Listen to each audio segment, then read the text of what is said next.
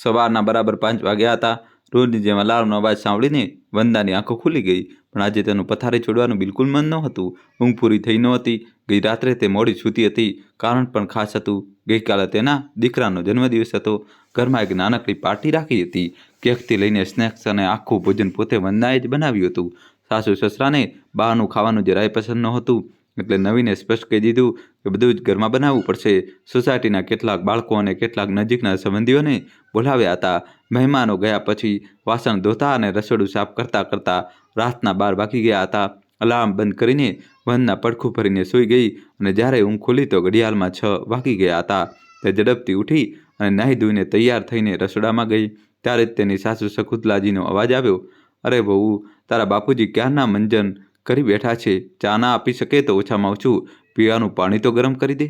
સવારે તેમને ખાલી પેટે ગોળી લેવાની હોય છે. આ વાત પણ તારે દરરોજ યાદ કરાવવી પડે છે. જી માજી, હમણાં જ લાવી, કહેતા તેણે પાણી ગરમ કર્યું અને ઝડપથી પોતાના સસરાજીને દવા કાઢીને આપી. ત્યારે જ પોતાના ઘૂંટણ દબાવતા તેની સાસુ બોલ્યા, હવે ચા બનાવવામાં વાર ન લગાડતી, બસ હમણાં જ લાવી માજી, કહીને વંદના ગઈ. કેમ સવારે સવારે વહુને વાતો સંભળાવવા લાગે છે શકુંતલા? તેને બીજા પણ ઘણા કામ હોય છે. બિચારી સવારથી ઉઠે છે અને કામ કરવા લાગે છે, અને તું છે કે મહેનાટોણા મારવાથી પણ બાજ આવતી નથી. વંદનાના સસરા દીનદયાલજી બોલ્યા તો શકુંતલાજીએ મોઢું બગાડ્યું.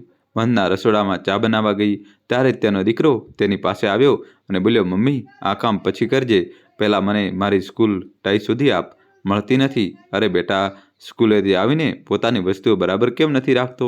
વંદનાએ ચીડાઈને કહ્યું અને ટાઈ શોધવા જઈ રહી હતી કે બહારથી દૂધવાળોનો અવાજ સંભળાયો.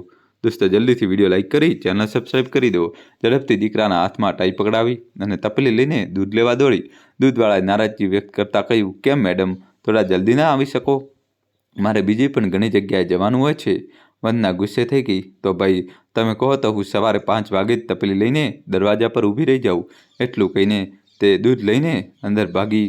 અંદર પહોંચતા જ સાસુનો અવાજ આવ્યો, અરે વહુ, આજે ચા મળશે કે નહીં? બસ માજી, હમણાં જ લાવી, વંદનાએ જવાબ આપ્યો અને તપેલી ગેસ પર મૂકીને ફટાફટ ચા બનાવીને સાસુ સસરાના રૂમમાં પહોંચાડી. ત્યારે જ બહારથી દીકરાનો જોરદાર અવાજ આવ્યો, મમ્મી, જલ્દી નાસ્તો આપ અને ટિફિન પેક કર્યું કે નહીં?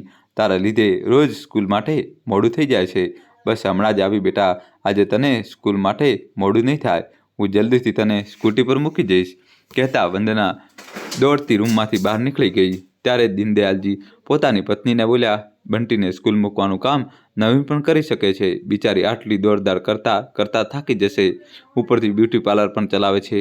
ત્યારે શકુંતલાજી બોલ્યા, અરે સ્કૂટર શું હરવા ફરવા માટે લઈને આપી છે? તમારી બહુને બંટીને સ્કૂલે મૂકી આવવામાં કઈ મોટી મહેનત થઈ જાય છે, અને તેમ પણ દિવસભર ઓફિસમાં કામ કરીને મારો દીકરો થાકી જાય છે, એટલે સવારે આરામથી ઉઠે છે. દીકરાને સ્કૂલ માટે તૈયાર કરીને વંદના સ્કૂટર પર બેસાડીને તેને સ્કૂલ મૂકવા ચાલી ગઈ. તે જ સમયે રૂમમાંથી સાસુનો અવાજ આવ્યો, અરે ટીવી ચાલતું નથી. વહુ, ઓ વહુ, ક્યાં ગઈ તું? આ સાંભળીને નવીનની ઊંઘ ઉડી ગઈ. બહાર આવીને બોલ્યો, કદાચ બંટીને સ્કૂલે મૂકવા ગઈ છે. શકુંતલાજીએ ચીડાઈને કહ્યું, તો બેટા તું જ જોઈ લે, ખબર નહીં આ ટીવીને શું થઈ ગયું છે. હવે હું શું જોઉં માં? ઓફિસ માટે મોડું થઈ રહ્યું છે. વંદના આવતી જશે, તે જોઈ લેશે. નવીને અનિચ્છાએ જવાબ આપ્યો. થોડી વારમાં વંદના ઘરે પાછી ફરી તો નવીન ગુસ્સે થઈને બોલ્યો, અરે વંદના, બંટીને સ્કૂલ મૂકતા પહેલાં માં બાપુજીનું બધું કામ પતાવી દેતી હોતો. માં તને બોલાવી રહી હતી. વંદનાને પૂછ્યું, કેમ, શું થઈ ગયું? નવીને કહ્યું, અરે ટીવી નહોતું ચાલતું, તે જ ઠીક કરવા બોલાવી રહી હતી. ઠીક છે, હું જાઉં છું. શું થયું માજી, ટીવી નહોતું ચાલતું? રૂમની અંદર આવતા વંદના બોલી તો સાસુએ જવાબ આપ્યો, હવે શું, હવે તો મારી ફેવરેટ સિરિયલ પણ નીકળી ગઈ. હું જોઉં છું માજી. વંદનાએ સ્વિચ ચેક કરી અને ટીવી ચાલુ થઈ ગઈ. માજી, સ્વિચ ઢીલી હતી એટલે કદાચ નહોતું ચાલતું. અચ્છા, સ્વિચમાં ગડબડ હતી અને મને લાગ્યું કે ટીવી ખરાબ થઈ ગયું છે. શકુંતલાજી બોલ્યા તો દીનદયાલજી મજાક કરતા બોલ્યા, વહુ, કેટલું સારું થાત જો તારી સાસુના મોઢાને બંધ કરવા માટે પણ કોઈ સ્વિચ હોત. મારા કાનોને પણ થોડા સમય માટે આરામ મળી જાત. સસરાજીની વાત પર વંદનાના ઓઠ પર હળવી સ્મિત આવી ગઈ, પણ સાસુ તેમને ગુસ્સાથી ઘૂરી રહ્યા હતા. ત્યારે જ બહારથી નવીનનો અવાજ આવ્યો, અરે વંદના, નાસ્તો આજે મળશે કે પછી ઓફિસમાં જઈને કરવો પડશે? વંદના રસોડા તરફ દોડતા બોલી, શાક બની ગયું છે, બસ પરોઠા જ શેકવાના છે. નવીન ચીડાઈ ગયો, શું યાર, હું નાહી ધોઈને પૂરી રીતે તૈયાર છું અને તારો નાસ્તો હજી સુધી તૈયાર નથી થયો? વંદાએ એક પણ પળ ગુમાવ્યા વગર ઝડપથી પરાઠા તવા પર મૂક્યા અને ઝડપથી થાળી સજાવીને નવીન સામે મૂકી દીધી. નવીનો પહેલો કોળિયો લીધો અને તેનો ગુસ્સો ફાટી પડ્યો. તારી પાસે દિવસભરનું બસ આ જ એક કામ હોય છે વંદના? તે પણ બરાબર નથી થતું. શાકમાં તો બિલકુલ સ્વાદ જ નથી. વંદનાએ ઊંડો શ્વાસ લીધો અને ધીમા પણ સ્પષ્ટ અવાજ જવાબ આપ્યો. મા બાપુજીને તીખું નથી ભાવતું એટલે મસાલા ઓછા રાખ્યા હતા. તેની આંખોમાં થાક હતો પણ અવાજમાં કોઈ ફરિયાદ નહોતી. રહેવા દે, તું ઓફિસ જઈને ખાઈ લઈશ, એવું કહેતા નવી ખાવાના ટેબલ પરથી ઉઠી ગયો અને ખાધા વગર જ ઓફિસ જતો રહ્યો. દોસ્તો, જલ્દીથી વિડીયો લાઇક કરીને ચેનલ સબસ્ક્રાઈબ કરી દો. સાસુ સસરાનો નાસ્તો પતાવીને વંદનાએ કપડાં ધોવાનું મશીન ચાલુ કરી દીધું અને કપડાં ધોઈને સૂકવવા માટે અગાસી પર જતી રહી. તેને છત પર જોઈને તેને પડોશી પણ ઉપર આવી અને બોલી, વંદના, શોરૂમ પર સેલ લાગ્યો છે, ચાલ કપડાં ખરીદી લાવીએ. હજી આ વાત ચાલી રહી હતી કે શકુંતલાજીનો અવાજ આવ્યો, વહુ, ઓ વહુ, અહીં તો આવ જરા. સાસુનો અવાજ સાંભળીને વંદનાએ પડોશીને કહ્યું, આજે તો બજાર નહીં જવાય, ઘરે પણ કામ છે અને લગ્નનો સિઝન ચાલી રહ્યો છે તો બ્યુટી પાર્લરમાં પણ કોઈને કોઈ ગ્રાહક આવતા જ રહે છે. કપડાં સૂકવીને વંદના નીચે આવી તો શકુંતલાજી બોલ્યા, વહુ, ઘૂંટણમાં બહુ દુખાવો છે, કોઈ મલમ તો લગાવી દે. વંદના ઝડપથી ગઈ અને મલમ લઈ આવી. સાસુના ઘૂંટણ પર મલમ લગાવતા સમયે તેની નજર ઘડિયાળ પર પડી તો બંટીના આવવાનો સમય પણ થઈ ગયો હતો. સ્કૂલથી આવતા વંદનાની પાછળ સ્કૂલ પર બેઠેલા બંટીએ કહ્યું, મમ્મી, કાલે વિજ્ઞાન અને ગણિતનો ટેસ્ટ છે તો આજે પ્લીઝ મને તૈયારી કરાવી દેજે. ઠીક છે બેટા, ઘરે પહોંચીને યુનિફોર્મ બદલીને જમી લેજે, હું તારી તૈયારી કરાવી દઈશ. દોસ્તો, કહાની છેલ્લા સુધી જોજો અને વિડીયો લાઇક કરીને ચેનલ સબસ્ક્રાઈબ કરી દો. ઘરે પહોંચીને વંદનાએ બંટીને જમવાનું આપ્યું તો બંટી બોલ્યો, મમ્મી, મને આ શાક પસંદ નથી, મારા માટે પાઉંભાજી બનાવી દે. અરે, આ શાકમાં શું ખરાબી છે? કાલે જ તો મેં કહ્યું એટલે ઘરે સાંભર ઢોસા બનાવ્યા હતા. હવે રોજ રોજ તો તારા માટે જાત જાતની વસ્તુઓ ન બનાવી શકું ને. માની વાત સાંભળીને બંટી ઉદાસ થઈને પોતાના રૂમમાં જતો રહ્યો અને પપ્પાને ફોન કરીને બજારમાંથી પાઉંભાજી લાવવાનું કહ્યું. થોડી વારમાં તેના બ્યુટી પાર્લરમાં ગ્રાહકો પણ આવી ગયા તો વંદના તેમની થ્રેડિંગ અને વેક્સિંગ કરવામાં વ્યસ્ત થઈ ગઈ. ત્યારે જ તેના મોબાઈલની ઘંટડી વાગી. નવીનનો ફોન હતો. ફોન ઉઠાવતા જ નવીને કહ્યું, શું વંદના, બંટી વારંવાર બહારની પાઉંભાજી ખાવાની જીદ કરી રહ્યો છે. તું આખો દિવસ ઘરે જ તો હોય છે, ઓછામાં ઓછું બાળકને જે પસંદ છે તે વસ્તુઓ તો બનાવી દે. પછી એક ક્ષણ રોકાયા અને બોલ્યા, અને હા, આજે સાંજે મારા કેટલાક મિત્રો આવી રહ્યા છે તો તેમના માટે કંઈક સારો નાસ્તો તૈયાર રાખજે. તેને આદેશ સંભળાવ્યો અને કંઈ પણ સાંભળ્યા વગર ફોન કાપી નાખ્યો. વંદનાએ ઝડપથી બાકીના કામ પૂરા કર્યા અને સાંજની તૈયારીઓમાં લાગી ગઈ. નવીન અને તેના મિત્રોના આવતા પહેલાં જ તેને સમોસા અને પકોડા બનાવવાની તૈયારી કરી દીધી. બધા લોકો એકબીજા સાથે મજાક અને વાતોમાં વ્યસ્ત હતા. વચ્ચે નવીને હળવા સ્મિત સાથે કહ્યું, ભાઈ, અત્યારે એવી હાલત છે કે મોંઘવારીથી કમાણી આગળ નીકળી ગઈ છે, ખર્ચાઓ સંભાળવા મુશ્કેલ થઈ ગયા છે. તે સમયે વંદના ચા સાથે કુરકુરા પકોડા અને ગરમા ગરમ સમોસા લઈને અંદર આવી તો નવીનનો એક મિત્ર બોલ્યો, કંઈ પણ ન બોલ યાર, ભાભી પણ તો ઘરના ખર્ચાઓમાં મદદ કરતી હશે, બ્યુટી પાર્લરમાંથી પણ સારી કમાણી થઈ જતી હશે ને, શું ખાક મદદ કરે છે? જો અપર લિપ્સ અને આઈબ્રો બનાવવાથી ખર્ચો ચાલતો લાગે તો થઈ ગયું કામ આપણું. નવીને કહ્યું. પતિની આ વાત સાંભળતા જ વંદનાનું દિલ ધક રહી ગયું. તેને એવું લાગ્યું જાણે કોઈએ તેના આત્મસન્માનના ચિત્રા ઉડાવી દીધા હોય. અરે વંદના, થોડા પકોડા તો હજુ લઈ આવજે, કહેતા નવીન ફરીથી પોતાના મિત્રો સાથે વાતો કરવા લાગ્યા. દોસ્તો, કહાની છેલ્લા સુધી જોજો અને તમારા ભાઈ માટે વિડીયો લાઇક કરીને ચેનલ સબસ્ક્રાઈબ કરી દો. પોતાના આંસુઓને ખૂબ મુશ્કેલીથી છુપાવીને તે રસોડામાં જઈને પકોડા લઈ આવી અને બધાને આપવા લાગી. પછી પાછી રસોડામાં આવીને શાક બનાવવા લાગી. તેની આંખોમાંથી સતત આંસુ વહી રહ્યા હતા. તે સમયે કુકરની સીટી વાગી તો વંદના મનોમન બોલી, મારા કરતાં તો આ પ્રેશર કુકર જ સારું છે, ઓછામાં ઓછું વરાળ ભરાઈ ગયા પછી તેને બહાર તો કાઢી નાખે છે. બીજી તરફ રૂમમાં શકુંતલાજી બબડવા લાગ્યા, ખબર નહીં આ વહુ ક્યાં રહી ગઈ, મારે દવા ખાવી છે અને પાણીની બોટલ પણ ખાવી છે. દીનદયાલજી બોલ્યા, સવારથી બિચારી કામ કરવામાં લાગી છે, હવે મહેમાન પણ આવી ગયા છે, બોટલ તો તમે પોતે પણ ભરી શકો છો. શકુંતલાજી, હા હા, તમને તો બિચારી જ લાગે છે, અહીં મારા પગમાં દુખાવો થઈ રહ્યો છે તેનું શું? શકુંતલાજીએ ગુસ્સામાં કહ્યું, અરે ગુસ્સો કેમ થાય છે, તમારે પાણી પીવું છે તો હું લઈ આવું છું, કહેતા દીનદયાળજી પાણી લેવા માટે રસોડામાં ગયા તો ત્યાં વંદનાને આંસુ વહાવા જોઈ. પોતાની વહુની હાલત જોઈને દીનદયાળજી મનોમન દુઃખી થઈ રહ્યા હતા. તેઓ સારી રીતે સમજી શકતા હતા કે આખા દિવસ જવાબદારીની ચક્કીમાં પીસાઈ રહેલી વંદનાના સન્માનને ઠેસ પહોંચાડવામાં આવી રહી છે. તેમના મનમાં એક વિચાર આવ્યો, ઘરને સંભાળનારી, પરિવારના દરેક સભ્યની સેવામાં તત્પર રહેનારી, તેમના સુખ દુઃખનું ધ્યાન રાખનારી તેમની વહુ સાક્ષાત લક્ષ્મીનું સ્વરૂપ છે, પરંતુ પરિવારના બધા લોકોએ તેની સેવા ભાવના અને કાર્યોના મહત્ત્વને સ્પષ્ટ રીતે નજરઅંદાજ કર્યું છે.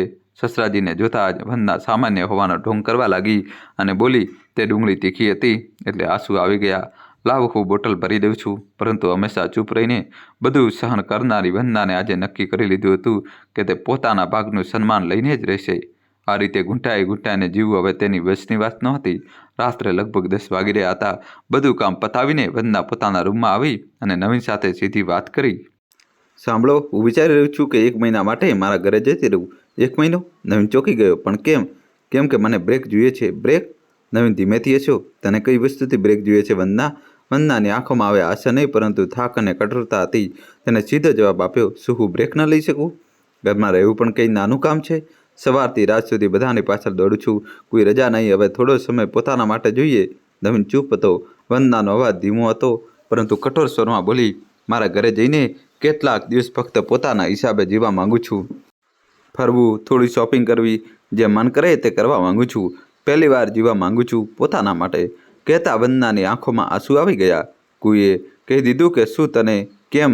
હું બ્રેક કેમ ન લઈ શકું? શું હું થાકી નથી? કેટલાક દિવસો માટે મને બધા કામોથી રજા જોઈએ. સવારથી સાંજ સુધી કામ કરું છું. સૌના આરામનું ધ્યાન રાખું છું. કોઈ પાછું ફરીને એ પણ નથી પૂછતું કે ખાધું કે નહીં, આરામ કર્યો કે નહીં. આજે હું બ્રેકની વાત કરું છું તો તમે મને સવાલ પર સવાલ કરી રહ્યા છો. વંદનાનો ગુસ્સો ફાટી પડ્યો. અરે પણ ફરવા અને શોપિંગ માટે તને ઓછામાં ઓછા 15-20 હજાર તો જોઈએ જ ને. પણ મારી પાસે એટલા પૈસા નથી. પૈસા નથી જોઈતા મારે. અપર લિપ્સ આઈબ્રો કરીને ભલે હું તમારા ઘરનો ખર્ચ ન ચલાવી શકું, પણ મારી પાસે એટલા પૈસા થઈ ગયા છે કે મારે તમારી સામે હાથ ન ફેલાવવા પડે. અરે તું એ વાતથી નારાજ છે? મેં તો મજાકમાં કહી દીધું હતું. પણ હું મજાક નથી કરી રહી અને આ વાત મજાકની છે પણ નહીં. વંદના ગુસ્સાથી બોલી અને પડખું ભરીને સૂઈ ગઈ. બીજા દિવસે સવારે જ્યારે વંદના રસોડામાં નાસ્તો બનાવી રહી હતી ત્યારે નવીન તેની પાસે આવ્યો અને બોલ્યો, નાસ્તો બહુ સારો બનાવ્યો છે વંદના. પણ વંદના કહીને બોલી. પછી અચકાતા નવીન બોલ્યો, વંદના, જે કાલે રાત્રે તું વાત કરી રહી હતી, હજુ નવીન કંઈ કહેવા જતો હતો ત્યાં વંદના બોલી, મારે પરમ દિવસે સવારે જ નીકળવું છે. પછી નવીન રસોડાની બહાર નીકળ્યો અને પોતાના દીકરા સામે જોતા બોલ્યો, અરે જલ્દીથી બ્રેકફાસ્ટ પૂરો કર, હું તને સ્કૂલે મૂકી જાઉં છું. પણ બંટી બોલ્યો, પણ પપ્પા, મને તો મમ્મી મૂકવા જાય છે ને. નવીને કહ્યું, કેમ પપ્પા ન મૂકી શકે? તો તેનો દીકરો હેરાન થઈ ગયો. સાંજે નવીનના ઓફિસમાંથી પાછા આવ્યા બાદ વંદનાએ પોતાના સાસુ સસરાને પણ કહી દીધું કે તે પોતાના દિયર જેવા પિયર જેવા ઈચ્છે છે.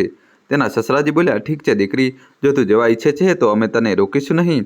ત્યારે જ તેની સાસુ બોલી, પણ ઘર કોણ સંભાળશે? માજી બસ 1 મહિનાની તો વાત છે. વળી હું આ ઘરમાં કોઈ એટલું અગત્યનું કામ તો નથી કરતી કે મારા ગયા બાદ ઘરનું કામ અટકી જશે અને 1 મહિના પછી તો હું પાછી આવી જ જઈશ. આટલું કહીને વંદના રસોડામાં જતી રહી. ત્યારે જ બંટી બોલી ઉઠ્યો, પણ નાસ્તો કોણ બનાવશે? મારું ટિફિન પણ પેક કરશે અને મારું હોમવર્ક તે કોણ કરાવશે? મારી તો પરીક્ષાઓ પણ શરૂ થવાની છે. પછી દીનદયાલજી કંઈક વિચારીને બોલ્યા, મને ચા કોણ પીવડાવશે? મારી દવાનું ધ્યાન કોણ રાખશે?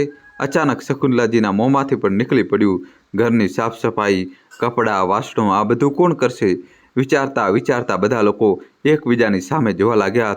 બીજી સવારે થઈ તો વંદના હંમેશાની જેમ કામમાં વ્યસ્ત હતી અને ઘરના બાકી બધા લોકો હોલમાં બેઠા હતા. પેન પેપર લઈને નવીન આગળનો હિસાબ લગાવવા લાગ્યો. રોટલી શાક બનાવવા માટે રસોઈ રાખવો પડશે. ઘરની સાફ સફાઈ માટે પણ નોકરાણીને રહેવું પડશે. વાસણ ધોવા માટે અલગથી બાઈ રાખવી પડશે અને કપડાં ધોવા અને ઇસ્ત્રી કરવાનું કામ ધોબીથી કરાવી લઈશું. અચાનક બંટીએ કહ્યું, પણ પપ્પા, મારા ભણવા માટે પણ ટ્યુશન રાખવું પડશે. પહેલાં તો મમ્મી જ ભણાવતી હતી. પછી શકુંતલાજી અચકાતા બોલ્યા, અને મારા પગના માલિશ માટે પણ કોઈ? આ સાંભળીને નવીન માથું પકડીને બેસી ગયો અને બોલ્યો, ઓછામાં ઓછો 25-30 હજારનો ખર્ચ છે. દીનદયાલજી બોલ્યા, દીકરા, આ પૈસા તારા અડધા પગાર બરાબર છે અને આપણે વહુ આખા મહિનામાં આટલા પૈસા બચાવી લે છે અને બ્યુટી પાર્લરથી કમાય છે તે અલગ. આ વાત સાંભળીને નવીનને પશ્ચાતાપ થયો.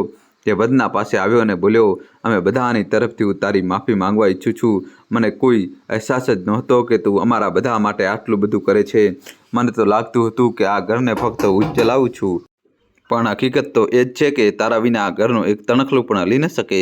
પણ હું તને જવાથી રોકીશ નહીં. પહેલાં જ અમે લોકો તારી સાથે બહુ જ અન્યાય કરી ચૂક્યા છીએ. હવે તું જે ઈચ્છે તે જ થશે. કામ પતાવીને વંદના પોતાની સાસુના રૂમમાં ગઈ અને કઈ દવા ક્યારે લેવી તેમને બધું સમજાવી દીધું. રાત સુધીમાં તેણે પોતાનો બેગ પણ પેક કરી લીધો હતો. સવારે બંટીને તૈયાર કર્યા બાદ વંદના જ્યારે બસ સ્ટેન્ડ જવા માટે ઓટોમાં બેસવા લાગી તો બધા લોકોની આંખો ભરાઈ આવી, કારણ કે વંદના પહેલાં જ્યારે પણ પિયર જતી હતી તો ફક્ત 1 કે 2 દિવસ માટે જ જતી હતી. હવે 1 મહિનો વંદના વગર ઘર કેવી રીતે ચાલશે તે વિચારીને બધા પરેશાન હતા. બધા લોકો પોતાનું ધ્યાન રાખજો આવું કહીને વંદના ઓટોમાં બેસીને જતી રહી. નાસ્તો બનાવવા માટે શકુંતલાજી રસોડામાં ગયા તો પરસેવે થઈ ગયા હતા. બંટીને સ્કૂલે જવાનું હતું અને નવીનને પણ, તેથી પહેલાં નાસ્તો તૈયાર કરીને તેમને આપ્યો. પણ વંદના વગર ન તો બંટીને ખાવાની ભૂખ હતી અને ન તો નવીનને. અધૂરું ખાવાનું છોડીને તે બંને જણા ખાવાના ટેબલ પરથી ઊભા થઈ ગયા. દીનદયાલજીએ પણ ઉદાસી ભર્યા અવાજમાં ખાવા માટે ના પાડી દીધી. બધા લોકોને વંદના વગર ઘર ખાલી ખાલી લાગતું હતું. બધા લોકોના અવાજ છતાં ઘરમાં એક સૂનાપન ફેલાઈ ગયું હતું. ચલ બંટી, હું તને સ્કૂલે મૂકી જાઉં છું, કહેતા નવીને જેવો દરવાજો ખોલ્યો તો જોઈને હેરાન થઈ ગયો. તેની સામે વંદના ઊભી હતી. તું પાછી આવી ગઈ, કહેતા નવીનની આંખો ભરાઈ આવી તો વંદના બોલી, કોશિશ તો મેં ઘણી કરી હતી કે થોડા દિવસ તમારા લોકો વગર રહી લઉં, પણ જઈ જ ન શકી. આ વાત સાંભળતા જ નવીનના ચહેરા પર સ્મિત છવાઈ ગયું અને તે વંદનાનો સામાન લઈને અંદર લઈ આવ્યો. તેને જોતાં જ બધાના ચહેરા ખુશીથી ખુલી ઉઠ્યા. શકુંતલાજી બોલ્યા, દીકરી, તારા વગર 1 મહિનો તો શું, 1 કલાક પણ અમે લોકો પસાર કરી શકીએ નહીં. આજે પહેલીવાર સાસુના મોંમાંથી પોતાના માટે દીકરી શબ્દ સાંભળીને વંદના હેરાન હતી. ત્યારે જ વંદનાએ બધાની તરફ જોતાં પૂછ્યું, તમે લોકોએ નાસ્તો કર્યો કે નહીં? પછી પોતે જ જવાબ આપી દીધો, મને ખબર હતી કોઈએ કંઈ નહીં ખાધું હોય, ચાલો હું હમણાં બનાવી દઉં છું. તે રસોડા તરફ આગળ વધવા જ જતી હતી કે શકુંતલાજીએ પ્રેમથી તેનો હાથ પકડ્યો અને સોફા પર પાછી બેસાડતા બોલ્યા, નહીં વહુ, આજે નાસ્તો હું બનાવીશ અને તને મારા હાથે ખવડાવીશ. દોસ્તો, જલ્દીથી વિડીયો લાઇક કરી ચેનલ સબસ્ક્રાઈબ કરી દો. તું હવે ફક્ત બેસ. નવીન હસ્યો, હા વંદના, મમ્મી નાસ્તો બનાવશે અને ચા હું બનાવીશ. બંટી પણ ખુશીથી બોલ્યો, અને જમવાનું હું પીરસીશ. વંદના થોડી ચોંકી, અરે પણ તમારે તો ઓફિસ જવાનું હતું અને બંટીને સ્કૂલે. નવીને હસતા કહ્યું, જી નહીં, આજે નહીં. મારી જીવન સંગીનીના પાછા આવવાની ખુશીમાં આજે આખો દિવસ ઘરે રહીને તમારી સેવા કરીશું. બંટી ઉછળી પડ્યો, હા મમ્મી, આજે કોઈ સ્કૂલ નહીં. ઘરમાં એક અલગ જ રોનક હતી. બધાના ચહેરા પર સ્મિત, દિલમાં લાગણી. એ જ ક્ષણે આ બધું જોઈને વંદના પાસે બેઠેલા દીનદયાલજી બોલ્યા, જોયું દીકરી, મારો આઈડિયા કામ કરી ગયો ને? ફક્ત 2 દિવસમાં બધાની બુદ્ધિ ઠેકાણે આવી ગઈ. વંદના હસી પડી. તેની આંખો ભીની હતી પરંતુ તેના દિલમાં શાંતિ હતી. થેન્ક યુ પપ્પાજી, તેને ધીમેથી કહ્યું. દોસ્તો, કહાની કેવી લાગી કોમેન્ટ્સમાં જણાવજો અને કોમેન્ટ્સમાં તમારા દોસ્તો જય શ્રી કૃષ્ણ તો લખવું જ પડશે. દોસ્તો, જય શ્રી કૃષ્ણ લખી દો. વિડીયો લાઇક કરીને ચેનલ સબસ્ક્રાઈબ કરજો. થેન્ક યુ, ધન્યવાદ.